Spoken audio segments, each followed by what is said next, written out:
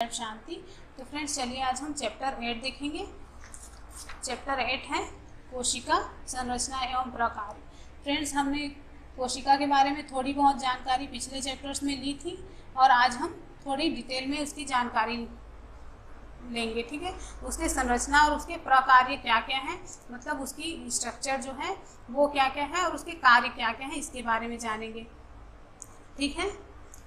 तो फ्रेंड्स हमारे आसपास बहुत सी वस्तुएं हैं जो सजीव हैं या निर्जीव हैं, है ना। आपको याद ही होगा कि सभी जो सजीव हैं उनके मूलभूत जो कार्य हैं उसको संपादित करने के लिए उनको क्या की आवश्यकता होती है, भोजन की आवश्यकता होती है, ठीक है। और जो विभिन्न अंगों के समूह हैं वो अलग अलग कार्य करते हैं, विभिन्न विभिन्न कार्य करते हैं, ठीक है। और इस अध्याय में हम पढ़ेंगे कि जो मतलब अंग की संरचनात्मक और मूलभूत इकाई क्या है, ठीक है। तो चलिए शुरू करते हैं। अधिकतर जीवों में छोटी संरचनाएं दिखाई देती हैं जिन्हें अंग कहते हैं, ओके। और सभी अंग और भी छोटे छोटे भागों से बने होते हैं। किसी जीव की सूक्ष्मतम जीवित रचना को कोशिका कहते हैं। आपको पता ही है कि कोशिका क्या है।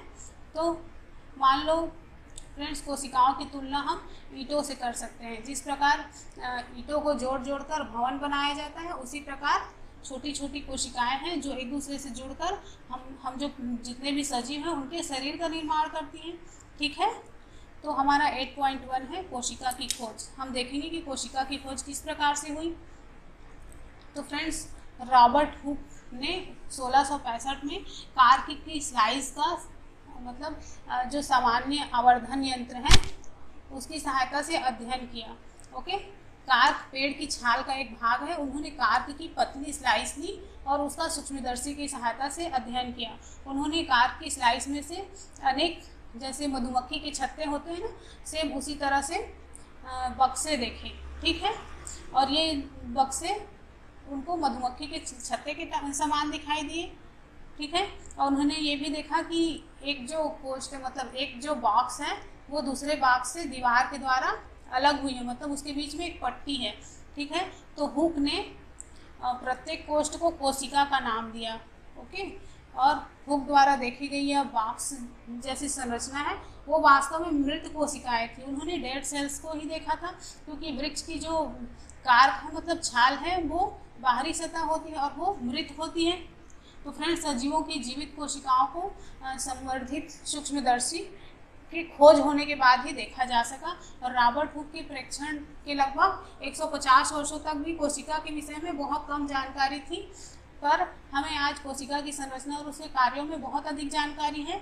और यह कैसे संभव हो सका, तो ये आवर्धन क्षमता वाले सूक्ष्मदर्शी और अन्य तरीकों के द्वारा संभव हुआ है, ठीक है। आपको पता है ना कि आजकल इलेक्ट्रॉन सूक्ष्मदर्शी के द्वारा हम बहुत सूक्ष्म से सूक्ष्म चीज़ों को देख सकते हैं। तो यही बताया गया है कि सर्वप्रथम कार्क की कोशिकाओं की खोज रॉबर्ट हुक ने 1665 में की थी, ठीक है। अब 8.2 है कोशिका। चलिए अब कोशिका क्या है इसके बारे में जानते हैं। तो फ्रेंड्स जैसे कि भवन के लिए ईंट और सजीवों में कोशिका दोनों ही मूलभूत संरचनात्मक इकाई हैं, है ना।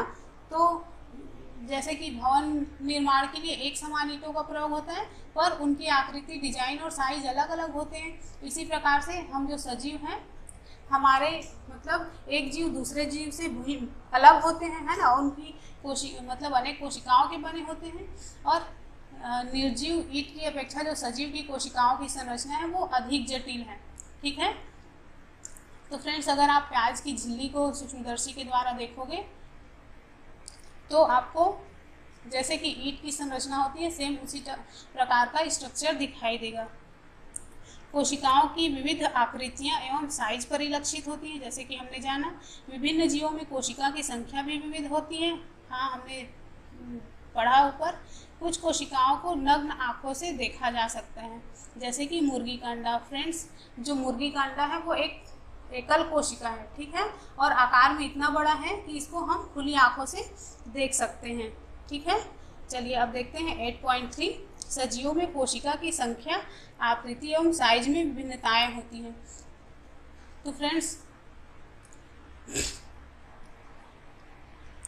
जो वैज्ञानिक हैं वो किस प्रकार सजीवों की कोशिका का अध्ययन करते हैं। तो वह सूक्ष्मदर्शी का उपयोग करते हैं, जिसकी सहायता से वस्तु को आवर्धित प्रतिबिंब का अध्ययन किया जा सके, मतलब जो छोटी चीज़ है उसको बड़ा करके देखा जा सके। और कोशिका की संरचना का अध्ययन करने के लिए अभिरंजक मतलब क्या होता है, पिगमेंट होता है, जिसका उपयोग किया जाता है। ओके, और पृथ्वी पर लाखों जीव हैं, वो उनकी आकृति और साइज में भी भिन्नता है। ओके, तो फ्रेंड्स उनके अंगों की आकृति, साइज, कोशिकाओं की संख्या ये भी अलग अलग है। तो चलिए देखते हैं कि मतलब किस प्रकार के होते हैं। तो पहला है कोशिका की संख्या। तो वह जीव जिनका शरीर एक कोशिका से बना होता है उन्हें एक से अधिक कोशिकाओं से बना होता है, उन्हें बहुकोशिकीय या मल्टी सेल्यूलर कहते हैं। मल्टी मतलब अनेक, सेल्यूलर मतलब कोशिका। ठीक है, तो जिन जीवों का शरीर एक से अधिक कोशिकाओं का बना होता है वह बहुकोशिकीय कहलाते हैं। ठीक है, तो फ्रेंड्स क्या आप किसी पेड़ या किसी हाथी जैसे जीवों के शरीर में पाई जाने वाली शरीर की कोशिकाओं का अनुमान लगा सकते हैं? ये संख्या में अरबों खरबों में हो सकती हैं, है ना। मनुष्य में भी कई खरब कोशिकाएं पाई जाती हैं और उनकी आकृति और साइज भी अलग अलग होती हैं। कोशिकाओं के अनेक समूह भी अनेक प्रकार के होते हैं। फ्रेंड्स 1 अरब में 100 करोड़ होते हैं। ओके, और 1 करोड़ में 100 लाख होते हैं। ठीक है, तो आप समझ सकते हो कि कितनी अधिक हमारी कोशिकाएं होती हैं। ओके, तो छोटे जीवों में कोशिकाओं की कम संख्या और उनके क्रियाकलापों को किसी प्रभाव से प्रभावित नहीं करती। मतलब जो मान लो जो छोटे जीव हैं उनमें कम होगी संख्या में, जैसे कि एक हाथी है उसमें अरबों खरबों कोशिकाएं पाई जाएंगी, और उसी प्रकार एक छोटा सा चूहा है तो उसमें उससे थोड़ी कम कोशिकाएं पाई जाएंगी, लेकिन उनके जो क्रियाकलाप, उनके जो काम है वो उससे प्रभावित नहीं होते। ओके, आपको जानकर आश्चर्य होगा कि अरबों कोशिकाओं वाले जीवों के जीवन का प्रारंभ एक कोशिका से ही होता है। ठीक है, मतलब हम जितने भी बहुकोशिकीय जीव हैं उनका जीवन का आरंभ एक कोशिका से हुआ है। ठीक है, जो कि निषेचित अंडा होता है। आपने लास्ट चैप्टर में पढ़ा था कि मेल गैमेट्स और फीमेल गैमेट्स मिलकर जाइगोट बनाते हैं, है ना। और ये मेल गैमेट्स और फीमेल गैमेट्स क्या होते हैं, ये एक कोशिकीय होते हैं। ठीक है, और इनके फर्टिलाइजेशन से अंडा क्या है, गुणन करता है, मतलब बढ़ता है, और वृद्धि और परिवर्धन के साथ कोशिकाओं की संख्या भी बढ़ती जाती है। ओके, तो फ्रेंड्स चलिए आगे देखते हैं।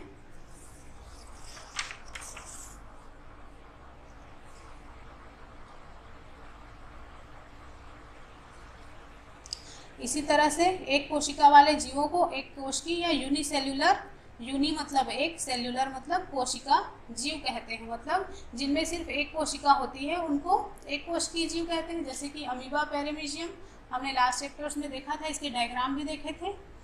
ठीक है, तो इसके बारे में ज़्यादा बताने की ज़रूरत नहीं है। फ्रेंड्स एक कोशिकीय जीव भी वो सभी कार्य कर सकते हैं, है ना। उनकी जो भी आवश्यक क्रियाएं हैं सारी चीज़ें वो कर सकते हैं जो बहुकोशिकीय जीवों द्वारा की जाती हैं, है ना। एक कोशिकीय जीव जैसे कि अमीबा भोजन का अंतर्ग्रहण करता है, उसको पचाता है, श्वसन, उत्सर्जन और वृद्धि और प्रजनन भी करता है ना। बहुकोशिकीय जीवों में ये सभी कार्य अलग अलग कोशिकाओं के समूह द्वारा संपादित किए जाते हैं, और ये जो कोशिकाओं का समूह है यही ऊतक का निर्माण करता है। ठीक है, और ऊतक अंगों का निर्माण करते हैं। ओके, मतलब एक कोशिका के समूह को ऊतक कहा जाता है और ऊतकों के समूह से अंग का निर्माण होता है। ठीक है फ्रेंड्स, चलिए अब देखते हैं कोशिका की आकृति।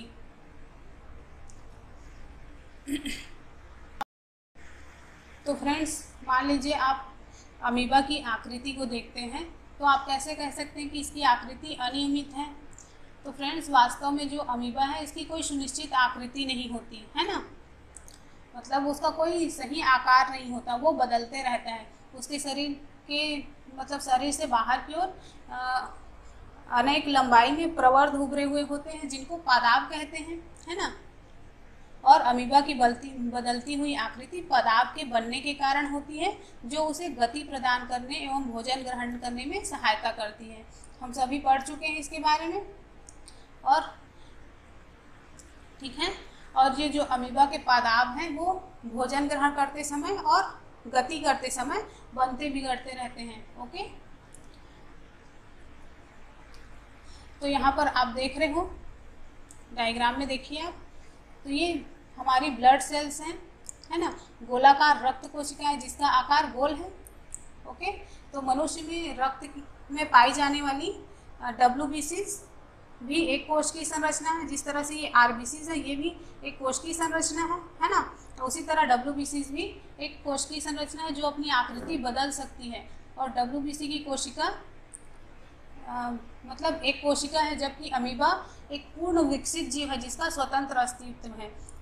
मतलब जिस प्रकार से WBC एक कोशिका है, सेम उसी तरह अमीबा भी एक कोशिका है ना। पर हमारी WBC जो है शरीर के बाहर जीवित नहीं रह सकती, जबकि अमीबा एक पूर्ण विकसित और स्वतंत्र जीव है। ओके,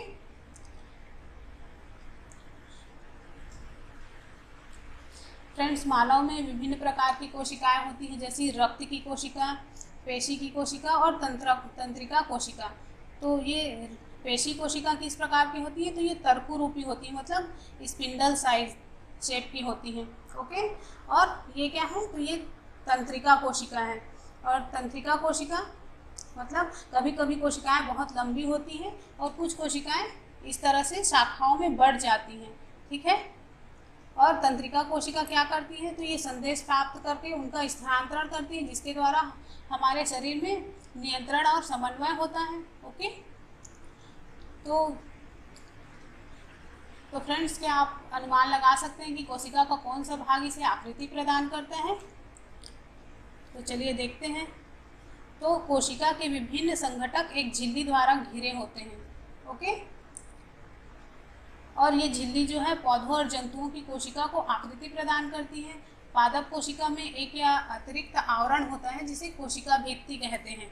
ठीक है, मतलब पादपों और जीवाणुओं की कोशिका में एक अतिरिक्त आवरण कोशिका भित्ति पाया जाता है, जबकि जंतु कोशिका में कोशिका भित्ति नहीं पाई जाती।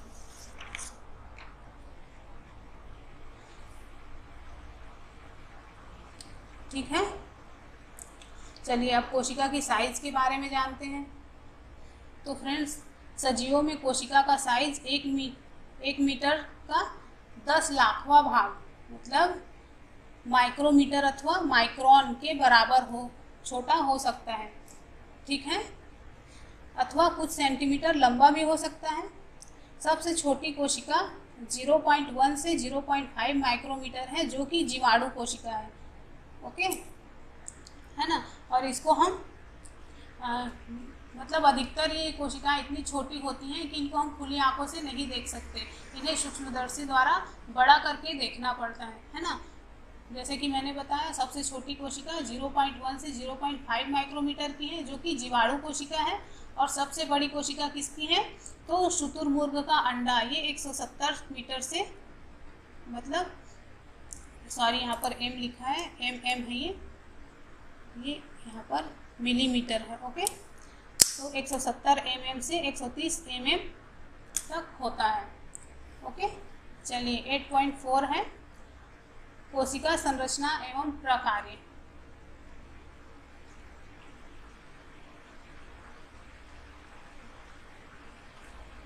फ्रेंड्स, ये जो मतलब किसी कोशिका के साइज का संबंध किसी पौधे और जंतु के साइज से नहीं होता है ना। ऐसा बिल्कुल भी नहीं है कि हाथी की कोशिकाएं चूहे की कोशिकाओं से बहुत बड़ी होंगी। कोशिका के साइज का संबंध उनके कार्य से है। ठीक है, जैसे कि उदाहरण के लिए तंत्रिका कोशिकाएं हाथी और चूहों दोनों में ही लंबी और शाखान्वित होती हैं और वो संदेश का स्थानांतरण का कार्य करती हैं। ठीक है, तो चलिए कोशिका संरचना एवं प्रकार्य देखते हैं, मतलब कोशिका की संरचना कैसी होती है और उसके कार्य क्या क्या हैं। तो फ्रेंड्स, आप पढ़ चुके हैं कि प्रत्येक जीव में अनेक अंग होते हैं, है ना।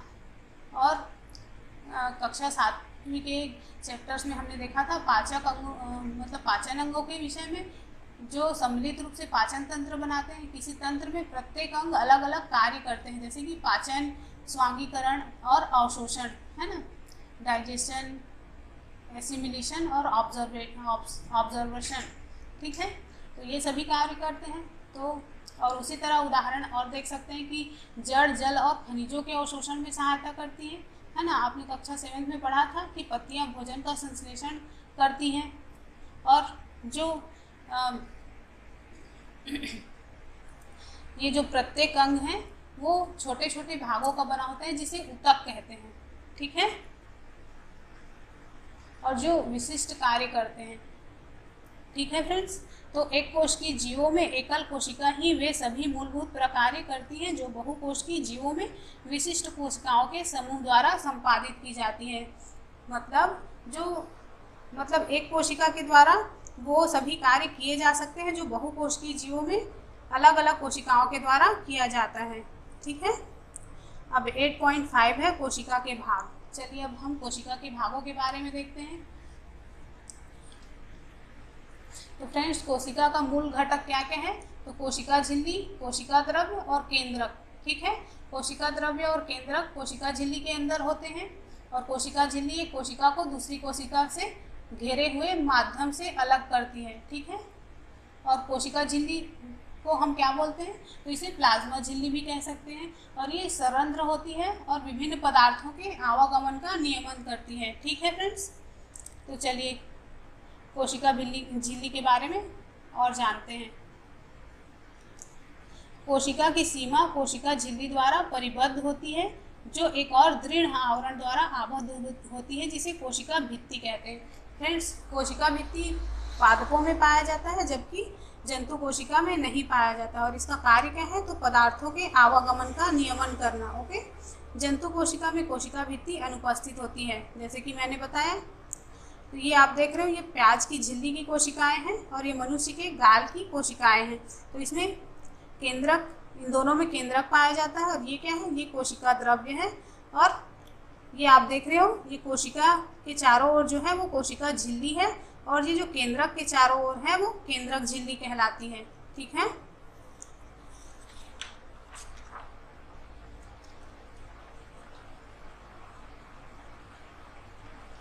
चलिए अब आप आगे देखते हैं कोशिका द्रव्य। कोशिका द्रव्य क्या होता है? चलिए जानते हैं। तो फ्रेंड्स, ये एक जेली जैसा पदार्थ है जो कोशिका झिल्ली और केंद्रक के बीच में पाया जाता है, ओके। और कोशिका के संगठक अथवा कोशिकांग कोशिका द्रव्य में पाए जाते हैं, जैसे माइटोकॉन्ड्रिया, गाल्जिकाएं, राइबोसोम आदि, ठीक है फ्रेंड्स। तो कोशिका द्रव्य में क्या क्या पाए जाते हैं? माइटोकॉन्ड्रिया, गाल्जिकाएं और राइबोसोम, ये सब कोशिका द्रव्य के अंदर ही बिखरे हुए होते हैं। तो चलिए अब केंद्रक के बारे में जानते हैं। तो सजीव कोशिका का ये एक महत्वपूर्ण घटक है, संगठक है, ओके। और सामान्यतः ये गोलाकार होता है और कोशिका के मध्य भाग में स्थित होता है। फ्रेंड्स, इसे सरलतापूर्वक अभिरंजित, मतलब पिगमेंट जो होते हैं, अभिरंजक होते हैं, उससे अभिरंजित करके इनको सूक्ष्मदर्शी के नीचे देखा जा सकता है, ठीक है। कोशिका के केंद्र में घनी एवं गोलाकार संरचना है जिसे केंद्रक कहते हैं, ठीक है। अभी मैं कोशिका का चित्र बताऊंगी, पादप कोशिका और जंतु कोशिका का, तो उसमें क्लियर हो जाएगा, ठीक है। और ये केंद्रक जो है, केंद्रक झिल्ली द्वारा घिरा होता है, ओके। केंद्रक झिल्ली केंद्रक का आवरण बनाता है, ठीक है। और ये झिल्ली कैसी होती है? तो ये सरंध्र होती है और कोशिका द्रव्य और केंद्रक के बीच पदार्थों के आवागमन को नियंत्रित करता है, ठीक है। फ्रेंड्स, जो उच्च आवर्धन क्षमता वाले सूक्ष्मदर्शी होते हैं उसको देखने पर हमें केंद्रक में एक छोटा और सघन संरचना दिखाई देता है जिसे क्या बोलते हैं? जिसे केंद्रिका या न्यूक्लियोलस बोलते हैं, ठीक है।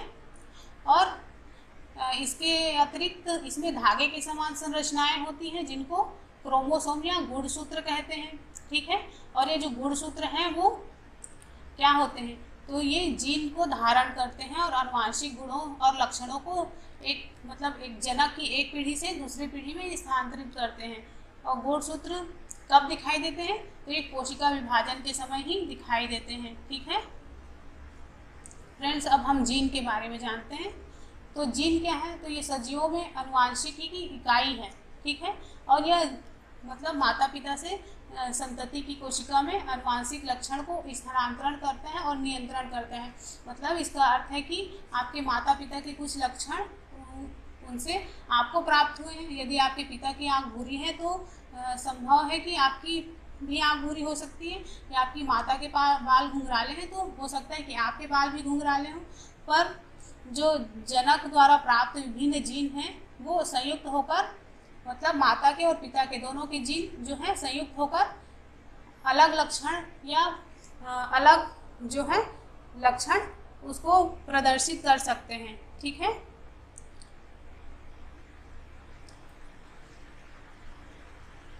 फ्रेंड्स, वंशानुगत और आनुवांशिक गुणों के अतिरिक्त ये जो कोशिका केंद्रक हैं कोशिका के क्रियाकलापों का भी नियंत्रण करते हैं। कोशिका के जितने भी फंक्शंस हैं उसका नियंत्रण करते हैं।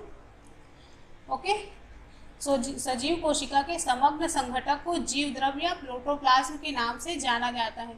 इसमें कोशिका द्रव्य और केंद्रिका द्रव्य दोनों सम्मिलित हैं। जीव द्रव्य को कोशिका का जीवित पदार्थ कहते हैं। ठीक है। चलिए अब आगे देखते हैं प्रोकैरियोटिक कोशिका। ओके।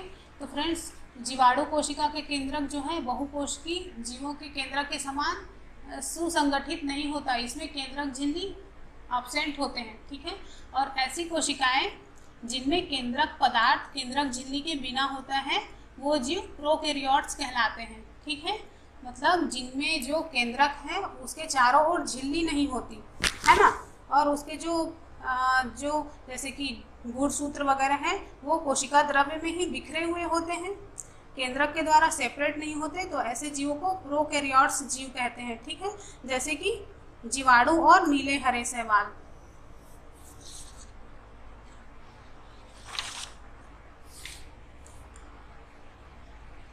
अब हम देखेंगे यूकैरियोट कोशिका। फ्रेंड्स, आप इसमें कंफ्यूज मत होइएगा प्रोकैरियोटिक और यूकैरियोटिक में। ठीक है। तो यूकैरियोटिक कोशिका तो झिल्ली युक्त सुसंगठित केंद्रक पाया जाता है। ऐसी कोशिकाओं वाले जीव यूकैरियोट्स कहलाते हैं, है ना। मतलब इनके जो केंद्रक है उसके चारों ओर सुसंगठित मतलब झिल्ली युक्त होती है वो। ओके। और ये केंद्रक को एक आकार प्रदान करती है। ऐसे जीवों को प्रोकैरियोट्स कहते हैं। ठीक है। तो फ्रेंड्स, प्याज की झिल्ली और गाल की कोशिकाओं जैसी कोशिकाओं में जो झिल्ली युक्त सुसंगठित केंद्रक पाया जाता है वो यूकैरियोटिक कोशिका कहलाती है, और ऐसी कोशिकाओं वाले जो जीव हैं उनको यूकैरियोट्स कहते हैं। ठीक है।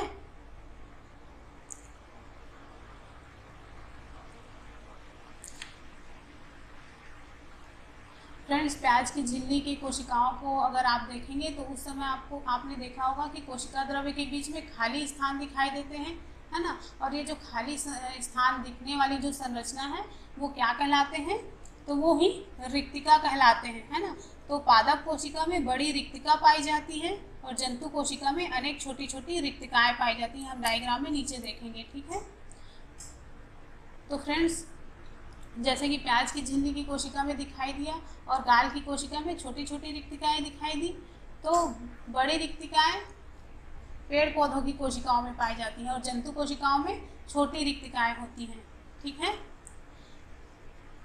पादप कोशिका में प्लास्टिड उपस्थित होता है। फ्रेंड्स, अब ये प्लास्टिड क्या है, तो जो पादप कोशिका है उनमें एक पिगमेंट पाया जाता है जिसको प्लास्टिड कहते हैं। इनमें मतलब हरा रंजक उपस्थित होता है जो कि क्लोरोफिल कहलाता है। ठीक है। मतलब प्लास्टिड के अंदर ही क्लोरोफिल प्रेजेंट होते हैं। ओके। हरे रंग के प्लास्टिड को क्लोरोप्लास्ट या हरित लवक कहते हैं। फ्रेंड्स, इसे ही क्या बोला जाता है, हरित लवक बोला जाता है। वे पत्तियों को हरा रंग प्रदान करते हैं। और आपको याद होगा कि क्लोरोप्लास्ट में क्लोरोफिल होता है जो कि प्रकाश संश्लेषण के लिए आवश्यक है। ठीक है फ्रेंड्स। तो चलिए यहाँ पर जंतु और पादप कोशिका को देख लेते हैं। वैसे हम अगर इसको पहले देख लेते तो ज़्यादा अच्छे से समझ में आता है ना। तो ये क्या है, पादप कोशिका है और ये जंतु कोशिका है। तो देखिए आप इसमें क्या क्या पाया जाएगा। तो ये जो अंदर का भाग है ये आप देख रहे हो, ये अंदर वाला भाग, तो ये कोशिका झिल्ली है। ठीक है। क्या है, ये कोशिका झिल्ली है और इसकी जंतु कोशिका की कोशिका झिल्ली, और ये जो बड़ा सा आप देख रहे हो और इसमें छोटी छोटी जो दिखाई दे रही है यही रिक्तिका कहलाती है, मतलब वैक्यूल कहलाते हैं। ठीक है। और ये केंद्रक है, इसमें भी है, इसमें भी है। और ये जो कोशिका के बाहर आप देख रहे हो यही कोशिका भित्ति है। ठीक है। जो पेड़ पौधों में ही पाए जाते हैं, जंतु कोशिका में नहीं होती।